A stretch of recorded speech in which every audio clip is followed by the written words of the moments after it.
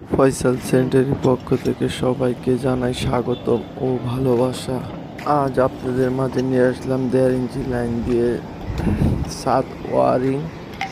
কাজটা কেমন হয়েছে একটু জানাবেন। আমার নতুন নতুন ভিডিও দেখতে চাইলে আপনার এই চ্যানেলটাকে সাবস্ক্রাইব করে দিবেন। সাবস্ক্রাইব করার কারণে আমার ভিডিওটা প্রথমেই আপনার সামনে চলে যাবে, তাই আপনি দেখতে পারবেন। আর কাজটা কেমন হয়েছে কমেন্টে জানাবেন।